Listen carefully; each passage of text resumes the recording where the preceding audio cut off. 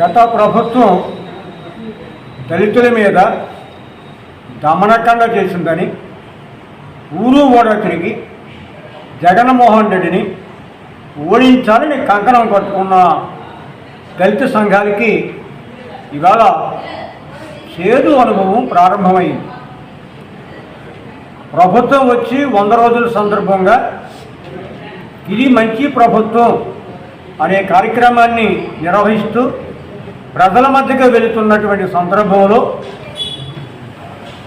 నిన్ననే 2 ఎమ్మెల్యేలు అత్యంత అవమానకరమైనటువంటి చర్యలకు దిగారు.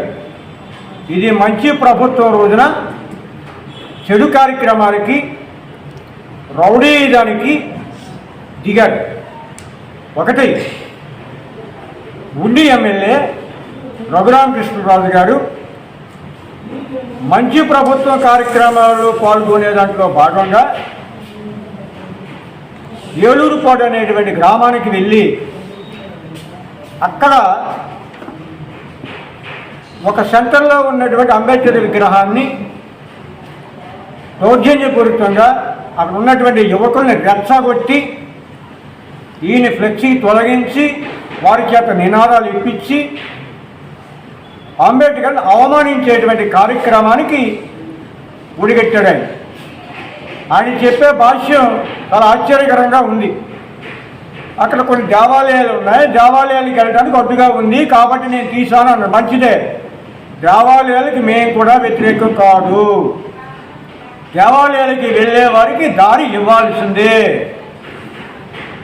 హిందువులు దళితులు కూడా హిందువులే, దానికి మేము వ్యతిరేకం కాదు. అలాగే ఎవరైనా ఫ్లెక్సీ అడ్డు పెడితే ఒక ప్రజాప్రతినిధిగా మీరు చేయాల్సిన పని ఏంటి? ఎమ్మెల్యేకి ఫోన్ చేసి, ఎస్ఐకి ఫోన్ చేసి, ఫ్లెక్సీ అడ్డు ఉంది, ప్రజలకు ఆటంకంగా ఉంది, దాన్ని తొలగించినట్టే చట్టబద్ధంగా వాళ్ళే పెట్టిన వాళ్ళని తీసి వాళ్ళు ఒప్పుకోకపోతే ఒక అధికార ఉత్తర్వుల ద్వారా ప్రభుత్వ యంత్రాంగమే తొలగించేది కదా. ప్రభుత్వం చేయాల్సిన పని, అధికారులు చేయాల్సిన పని మీరు ఎందుకు చేశారు అంటే మీకు అంబేద్కర్ పట్ల, దళితుల పట్ల ఉన్నటువంటి ఏహభావం మీకు గుర్తు చేయాలి. తిరువూరు ఎమ్మెల్యే కొలకపూడి శ్రీనివాసరావు గారు అక్రమంగా కట్టిన ఇల్లుని కూల్చడానికి బుల్డోజర్ తీసుకెళ్తే చంద్రబాబు గారు వార్నింగ్ ఇచ్చారు. ఎమ్మెల్యే గారు ఇలాంటి పనులు చేయడానికి అధికారులు ఉన్నారు, మీరు వెళ్ళొద్దు అని చెప్పి అదే వార్నింగ్ ఈయన కూడా పనిచేయదా? మరి ఎందుకు ఈ దుందుడుకు పనిచేశాడు? కాబట్టి ఇది ఖచ్చితంగా అంబేద్కర్ని అవమానించేటువంటి చర్య.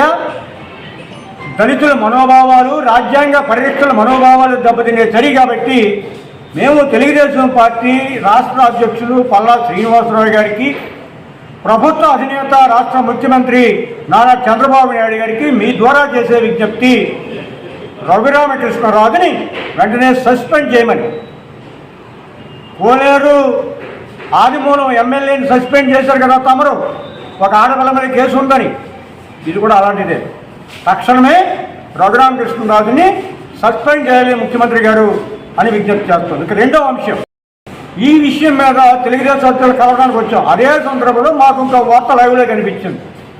Kakinada rural MLA, Janasena MLA Pantham Nanaji గారు రంగరాయ మెడికల్ కాలేజీలో మెడికల్ కాలేజీ సిబ్బంది ఏర్పాటు చేసుకున్నటువంటి ప్లే గ్రౌండ్లో బయట వాళ్ళు వచ్చి వీళ్ళకి ఇబ్బందికరంగా కలిగిస్తున్నారు చెప్పి గత నెల రోజులుగా వాటిని నచ్చజెప్తున్నారు. మీరు రాకండి నాయన, ఇది ప్రత్యేకించి డాక్టర్లు ఏర్పాటు చేసుకున్నటువంటి ఆట కోర్టు అని చెప్పి వాళ్ళు వినకుండా రోజు తగాదా పెట్టుకుంటూ, నిన్న కూడా తగాదా పెట్టుకొని వీళ్ళు వెళ్ళి పంతో నానాజీ ఎమ్మెల్యే దగ్గరికి పోయి, కాకినాడ రూరల్ ఎమ్మెల్యే జనసేన వారి దగ్గరికి పోయి, అయ్యా అక్కడ ఆ డాక్టరు మిమ్మల్ని నానా మాటలు అన్నాడు, తిట్టాడు అని చెప్పి రెచ్చగొట్టి ఆయన్ని తీసుకొచ్చి ఉసుగొలిపి అక్కడ అడగడానికి వచ్చినటువంటి డాక్టర్ల మీద దాడికి సిద్ధపడ్డారు. ప్రత్యేకంగా దళిత డాక్టరు ఇదిగో లంచగొడక చంపేస్తా అని పంతో నానాజీ గారు ఒక దళిత డాక్టర్ని హెచ్చరించినటువంటి దౌర్భాగ్యకరమైనటువంటి దుర్మార్గమైనటువంటి రౌడీ చర్య. పవన్ కళ్యాణ్ గారు ఉప ముఖ్యమంత్రి గారు మీరు కూడా మీ మంత్రులకి మీ ఎమ్మెల్యేలకి ఆదేశిస్తూ ఉన్నారు. మీ మాటలు అలాగే ఉన్నాయి, అవి మొక్కుబడి మాటలుగా పట్టించుకోవలసిన దళితుల గురించి మీరు ఏం మాట్లాడినా పట్టించుకోక్కర్లేదని మీ ఎమ్మెల్యేలు మీ నాయకులు అనుకోబట్టే ఈ పంతం నానాజీ అనేటువంటి పెద్ద మనిషి ట్రాక్టర్ మీద చెయ్యి చేసుకుని బండబూతులు తిట్టాడు. ఇది ఖచ్చితంగా కుల వివక్ష, అంటరానితనాన్ని ప్రోత్సహించేది. ఈ కుల వివక్ష దాడికి పాల్పడినటువంటి ఎమ్మెల్యే పంతం నానాజీ మీద ఎస్సీ ఎస్టీ అట్రాసిటీ కేసు పెట్టి వాడిని అరెస్ట్ చేయాలి, అతన్ని పార్టీ నుండి సస్పెండ్ చేయాలని చెప్పి జనసేన అధినేత పవన్ కళ్యాణ్ గారికి మీ ద్వారా